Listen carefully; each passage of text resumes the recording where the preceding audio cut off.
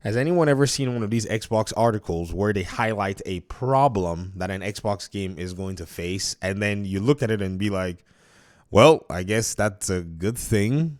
Because Fable apparently is going to be sandwiched between two other Xbox fantasy RPGs.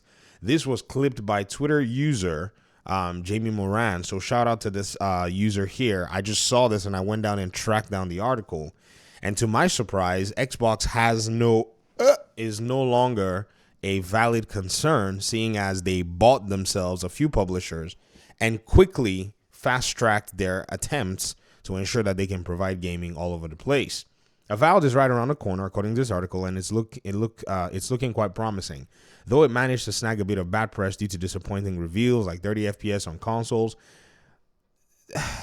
Why do these people write this stuff, man?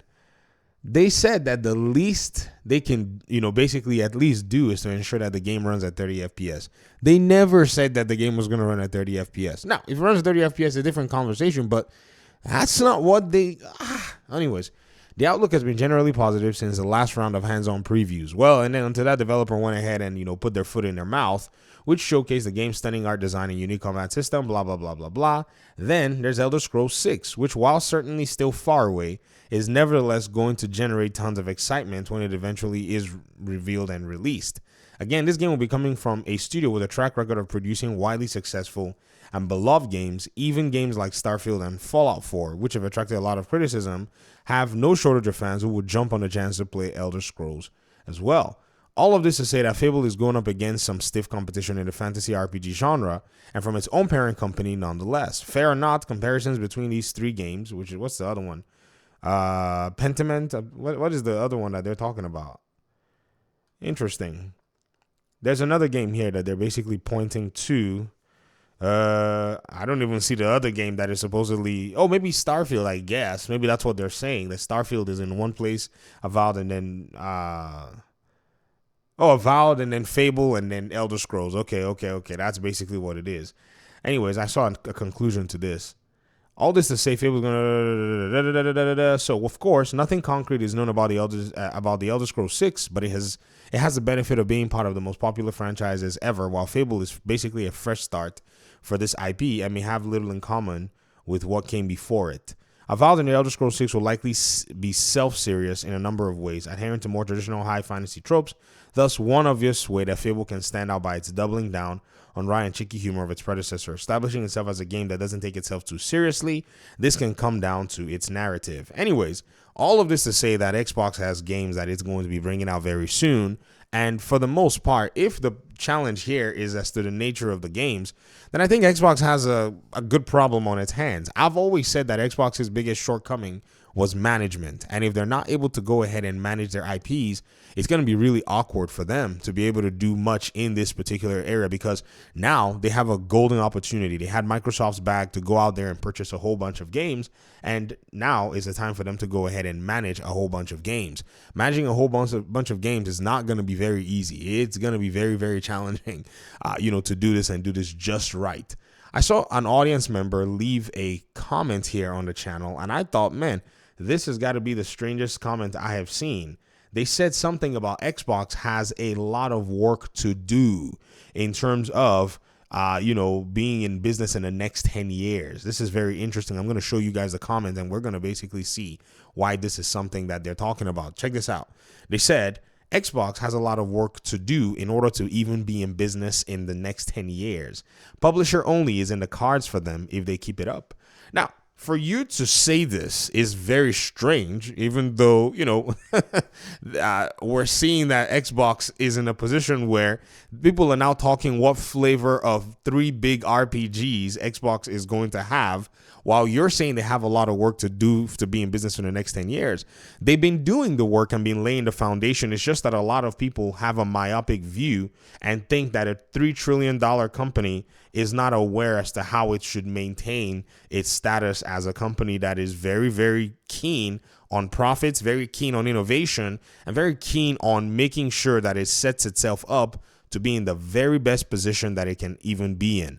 When Game Pass was first the thing, there was a lot of downplaying with it. A lot of people kind of, in a sense, made it seem like Game Pass was not going to be this big deal and so on and so forth. And, they made sure that everybody that was looking at Game Pass sounded like they were crazy. They made it seem like everybody who thought that advancing their gaming to PC sounded like they were crazy, when in the same vein, in the exact same context, you could see PlayStation doing pretty much the same thing. It wasn't necessarily a foreign thing. I mean, I just showed you guys just a few hours ago the article where, what's his name, Herman Holst, came out and was talking in a Q&A how it didn't mean when they were bringing out Horizon Zero Dawn to PC that every game was going to then move to PC. Do y'all remember that? If you don't remember that, I'm going to go ahead and show you, because a lot of people forget and they tend to, basically ignore reality, because at the end of the day, when you think about it, it doesn't make the narrative sound good. Check this out. This is it right here. A PlayStation blog article asked,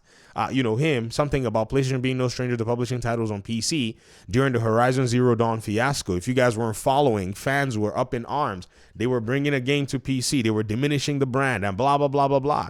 And he said, I think it's important that we stay open to new ideas of how we introduce more people to PlayStation and show people maybe what they've been missing out on. Okay. And then he said, and to maybe put a few minds at ease, releasing one first-party AAA title to PC doesn't necessarily mean that every game will now come to PC. In my mind, Horizon Zero Dawn was just a great fit this particular instance. We don't have any plans for day-and-date PC releases, and we remain 100% committed to dedicated hardware. We all know that that is no longer the case. Why? Helldivers 2 is one of the biggest games on Steam. Launched day one. Concord was one of the biggest flops on Earth. Launched on PC day one. We saw remakes. Horizon, Zero Dawn remaster. We saw Until Dawn remake. We saw Lego Horizon Adventures show up day one on a PC platform. So no longer are we even talking about the standard. He's already said that, he basically has pointed out two standards in this particular blog that have basically been violated.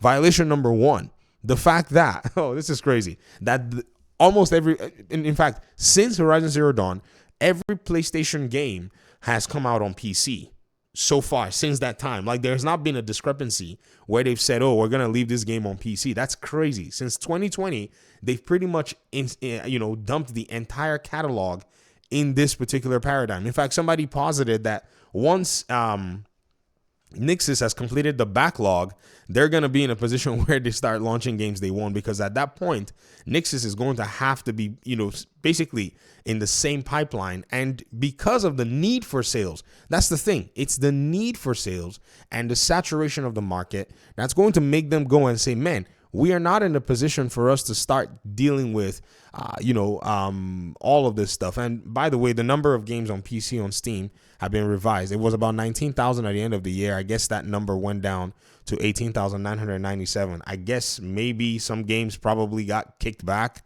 or it got reevaluated properly. But still, that is insane that we're looking at this number at this point in time.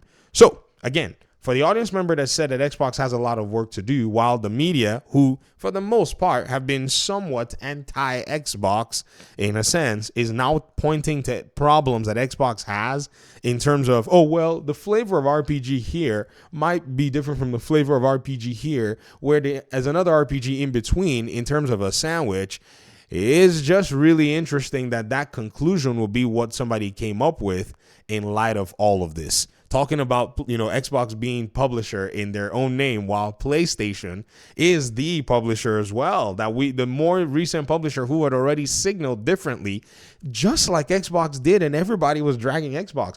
They said it was only just 4 games. They said only 4 games are going to PlayStation. Well, go back to your own house, because y'all's now co-CEO said back then that it didn't seem like all games are going to be coming, but now the story has changed. And if you're not following it, I'm going to continue to bring this out here in front of everybody. It's very necessary that we point out to the truth and how these transformations have taken place in the gaming industry. That way we can actually say, one thing is for certain, that this gaming industry is where these developers, publishers, and all the players are running towards the profit system.